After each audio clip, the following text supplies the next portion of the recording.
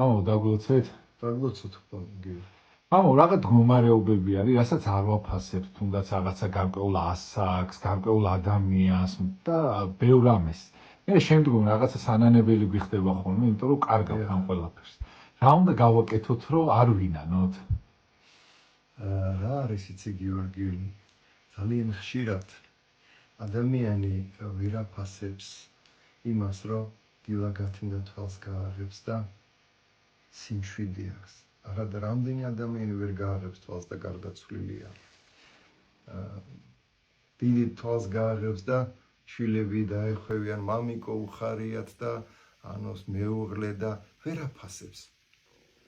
ასევე ბევრია ვერ აფასებს, რომ ჯამრთელად არის, ადგება და ხნეთ, ან წავა სავარჯიშოდ, ან სამუშაოზე და ეს თითქოს ფიქრობენ, რომ ეს მან დაიმსახურა.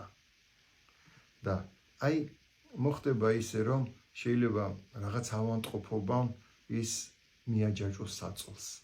მე მიხვდეს რა ბედნიერი ყოფილა, როცა მას შეეძლო წამოდგომა, როცა შეეძლო ბავშვების ხელში აყვანა, როცა შეეძლო თქვათ წასულიყო სავარჯიშოთ ან სამსახურში და ამ დროს ის ლოგინზეა მიჯაჭული.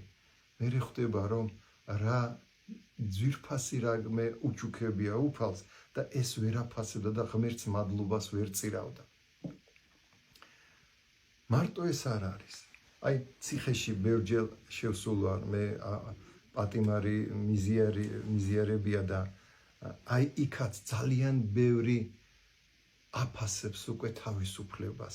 რა ბედნიერება ყოფილა, როდესაც გინდა სახში იქნები, გინდა მეგობართან წახვალ, გინდა ცოლთან ერთად კინოში წახვალ თუ ბავშვებს გაასეირნებ თუ და ამ დროს ის ოთხ კედელშია ჩაკეტილი და მერე აფასებს, რა ბედნიერი ყოფილა. და თავარი რა არის? თავარი ის არის, რომ ადამიანმა ყოველთვის, ყველაფრისთვის უნდა მადლობა შეწიროს უფალს. აი, მე გეტყვი, რომ ის ბედნიერი ადამიანი, რომელიც მიეჯაჭვა საწოლს, ეს ღვთის დიდი წყალობა, რომ ის, როდესაც განიკურნება, მერე უკვე ნამდვილად დააფასებს აი ამ ჯანმრთელობას.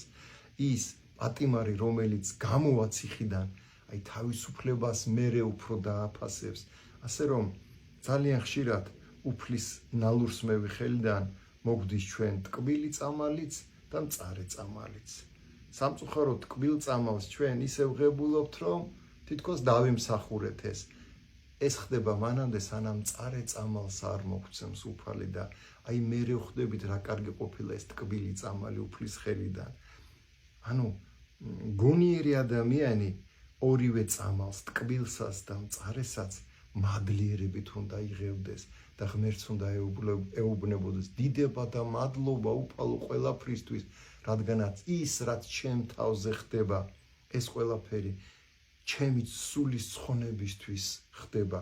მე ეს მჯერა და ამისთვის დიდება და მადლობა შენ უფალო.